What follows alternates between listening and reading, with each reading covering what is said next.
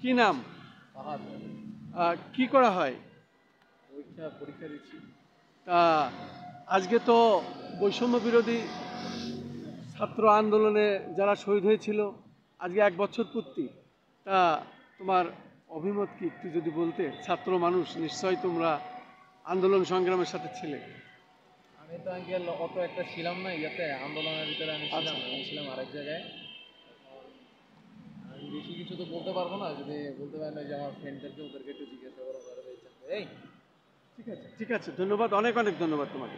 তবে আসলে আমরা জানতে পারলাম অনেক ছাত্ররা অল্প বয়সী ছিল, তারা অনেকটাই জানে না, যেহেতু অংশগ্রহণ করেছিল কিন্তু এতটা তারা বিশদভাবে জড়িত ছিল না, এই কথাটাই সে জানালো আর কি। আসলে ঘটনা তাই, প্রত্যেকেই তো আন্দোলন সংগ্রামে আসার সাহস বা তারা বুঝে ওঠে নাই, অনেকে আসেও নাই, কথা ঠিকই। তবে যারা আন্দোলন সংগ্রামে ছিল তারা তো ছিলই, এবং আমরা যেহেতু আমাদের পেশাগত দায়িত্ব পালনের জন্য সার্বিকভাবে আমরা সবসময় মাঠে ছিলাম এবং সেইভাবে আমরা কাজ করেছিলাম। আমরা আমরা এইভাবেই দেখতে পাচ্ছি আজকে রাজধানী ঢাকার যে দেওয়ালগুলি আজ 1 বছর পূর্তিতে এই গ্রাফিতি আমরা দেখতে পাচ্ছি। প্রায় 1 বছর পূর্তিতে অনেক বৃষ্টি টিষ্টি রোদ্রে এগুলো রং উজ্জ্বলতা কমে গেছে।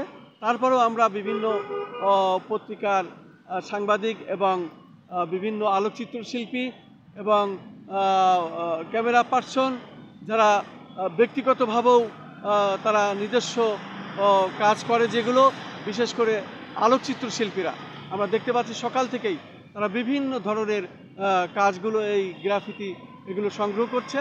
যেহেতু এগুলো 1 বছর হয়ে গেছে, এরপরে আর এটা আর তেমন অবস্থানে থাকবে না, যেহেতু এরপরে এটা কমতে থাকবে, এই এই এই রঙটা মুছতে থাকবে বা রঙটা উজ্জ্বলতা কমে যাবে। সে কারণেই আমরা 1 বছর পূর্তিতে আজকে যারা পেশাগত দায়িত্ব পালন করেন তারা এসেছেন এবং তারা তাদের কাজগুলো করছেন আমরা দেখতে পাচ্ছি। আমিও এসেছি, সেই কাজগুলো আমার পেশাগত দায়িত্বের কারণেই পালন করছি, যেহেতু প্রত্যেকটি আন্দোলন সংগ্রামে পেশাগত দায়িত্ব পালনের কারণেই থাকা লেগেছিল। আমরা আহত হয়েছিলাম, আমরা অনেক সময় অজ্ঞানও হয়ে গিয়েছিলাম, তারই ধারাবাহিকতা শরীরের অসুস্থতা নিয়ে আজও আমি ভুগছি। আসলে এমনই কিছু টিয়ার সেল, কাঁদানি গ্যাস ব্যবহার করা হয়েছিল যা আসলে পরবর্তীতে ক্যান্সার হওয়ার সম্ভাবনাও থাকে, এগুলো ডাক্তারের ভাষ্য। যেহেতু আমি বিভিন্ন সময় আন্দোলন সংগ্রামের থেকে আহত হয়েছিলাম, সে কারণে আমার শরীরটা এরকম একটু সমস্যায় জর্জরিত আছে। আমি এখন দেখতে পাচ্ছি কিছু ছাত্ররা আসছেন, আমরা তাদের সাথে কিছুটা কথা বলবো। হ্যাঁ, আসসালামু আলাইকুম। আমরা একটু কথা বলবো আপনাদের সাথে। জাস্ট হচ্ছে আজকে তো 1 বছর পূর্তি হয়ে গেল, এটাকে নিয়ে গ্রাফিতি আমরা দেখতে পাচ্ছি অনেক সাংবাদিকরা, আলোকচিত্র শিল্পীরা আজকে ছবি তুলছেন। 1 বছর পর তো রংটা অনেকটা মানে উজ্জ্বলতা কমে গেছে। তা আজকে 1 বছর পূর্তিতে আপনার মতামত সম্বন্ধে একটু বলবেন। শহীদ হয়েছে অনেকে, আমরা পেশাগত দায়িত্ব পালনের জন্য রাজপথে ছিলাম প্রত্যেক আন্দোলনের সাথে। আমাদের পাশের লোকরা গুলিতে আহত হয়েছে, পরে নিহত হয়েছে এবং আমরাও আহত হয়েছি, তারপরেও আমরা পেশাগত দায়িত্ব ছাড়ি নাই। আমরা অন্তর্বর্তী সরকারের প্রতি আমরা স্যালুট জানাই, সালাম জানাই। যদি বেসিক্যালি বলতে হয় যে আমরা অবশ্যই এটার কৃতজ্ঞতা জ্ঞাপন করি, কারণ তরুণরাই আমাদেরকে সাহায্য করছে বা আমরাও ছিলাম এটার মধ্যে। জি শিওর। তো এখন আমাদের মানে যদি আমাকে জিজ্ঞেস করেন যে এখন আমাদের মানে পদক্ষেপ কি বা এটা নিয়ে কি আমরা বসে থাকবো কিনা, বিষয়টা এরকম না। আমরা এটা পাইছি আলহামদুলিল্লাহ, আল্লাহর কাছে কৃতজ্ঞতা যে আমরা স্বৈরাচার পতন করে আমরা স্বাধীনভাবে চলতে পারতেছি। তো এখন আমাদের লক্ষ্য হইলো এই স্বাধীনটাকে টিকিয়ে রাখা। তো এই জন্য আমাদের যা যা পদক্ষেপ গ্রহণ করা দরকার, এই পদক্ষেপগুলো আমাদের নেওয়া উচিত। এখন যদি আমরা স্বাধীন হয়েছে এটা বাদ দিয়ে যদি আমরা এখন মহাত্মা গান্ধীর মতো আমি একাই যদি বসে থাকি, তাহলে বিষয়টা কিন্তু আমরা মানে আমাদের যে লক্ষ্য ওই লক্ষ্যের মধ্যে বুঝতে পারবো না। তো 100 বছর মানে 1 বছর পূর্তি উপলক্ষে মানে এটাই আমি এখন মানে বলতে চাই যে আল্লাহর কাছে শুকরিয়া যে আমরা স্বাধীন হয়েছি। এখন আমাদের এই স্বাধীনতাকে ধরে রাখতে হবে। আর ওনারা যে ভুলগুলা করছে এই ভুলগুলো আনা যাবে না, আমরা ওই ভুলগুলা উপেক্ষা করব এবং আমাদের পথকে সুষম করার জন্য মানে আমাদের লক্ষ্যে পৌঁছার জন্য যে ভালো ভালো পদক্ষেপগুলো গ্রহণ করা দরকার এই পদক্ষেপগুলো গ্রহণ করব। আপনার নামটা কি যদি আবু তালহা রিফাত।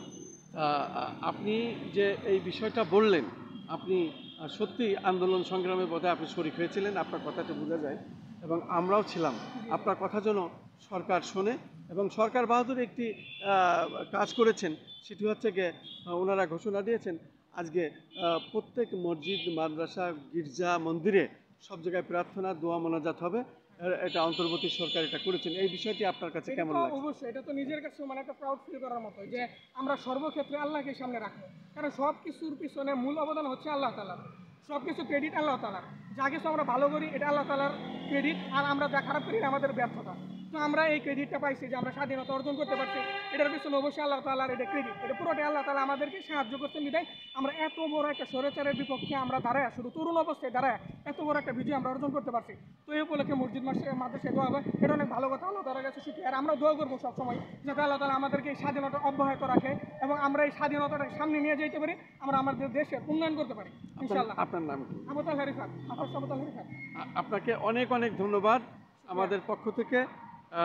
আমরা শুধু দর্শক, বিভিন্ন শ্রেণী পেশা বয়সের মানুষের কাছে আমরা সাক্ষাৎ গ্রহণ করছি আজকে এই 1 বছর পূর্তিতে। আসলে এই একটি বছর এভাবে পার হয়েছে, অনেক চড়াই উতরাই পাড়ি দিয়ে অনেক শহীদ হয়েছে এবং অনেক আহত হয়েছে, যা আসলে ভাষায় বর্ণনা করা যায় না। পৃথিবীর ইতিহাসে একটি বিরল দৃষ্টান্ত, একটি স্বৈরাচারী সরকার, একটি মানে কি বলবো, আসলে বলার ভাষা নাই। এটা ছিল সেই খুনি হাসিনার সরকার, সেই সরকারকে হটানো, এবং কি কঠিন কষ্ট ছিল সেটা যারা এর ভুক্তভোগী তারাই জানে। আমরা আমাদের পেশাগত দায়িত্ব পালন করতে এসে বিভিন্ন সময় আমরা আহত হয়েছি, আমরা কাঁদানি গ্যাস খেয়েছি, আমরা রাবার বুলেট এবং ইট পাটকেল, এবং সেই ব্যথা নিয়েও আমরা আজও অসুস্থতায় ভুগছি। আমরা চাই এই ধরনের জন্য আর না হয়, এই ধরনের ঘটনা যেন এদেশে আর পুনরাবৃত্তি না হয়। আমি সে কারণেই আজকে ঢাকা বিশ্ববিদ্যালয় এলাকাটি যে গ্রাফিতি আমরা সকাল থেকেই দেখতে পাচ্ছি, বিভিন্ন শ্রেণী পেশা, সাংবাদিক এবং ক্যামেরা পার্সন, আলোকচিত্রশিল্পী প্রত্যেকেই এই 1 বছর পূর্তিতে তারা এই গ্রাফিতি সংগ্রহ করছেন, বিভিন্ন সাক্ষাৎ গ্রহণ করছেন। আসলে 1 বছর পরের এই গ্রাফিতি এখনও যে আছে, এটাই আসলে একটি বিরল দৃষ্টান্ত। আসলে এখন কিন্তু আস্তে আস্তে এর যে মানে রং, সেটা অনেকটাই দুর্বল হয়ে গেছে আর কি।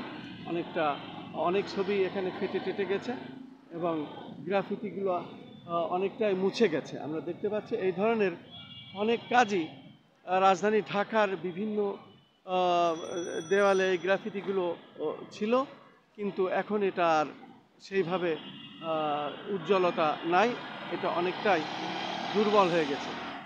যাই হোক, আমি খন্দকার মাসুদুজ্জামান, ধারাবাহিকভাবে আমাদের চ্যানেলগুলির পক্ষ থেকে আমরা যে কাজগুলি করে থাকি তার ধারাবাহিকতায় আজও আমি এই কাজটি করে যাচ্ছি এবং সেটাই আমি দেখে যাচ্ছি, যেহেতু আজ সকাল থেকেই আমরা এই কাজগুলি প্রচার করে যাচ্ছি।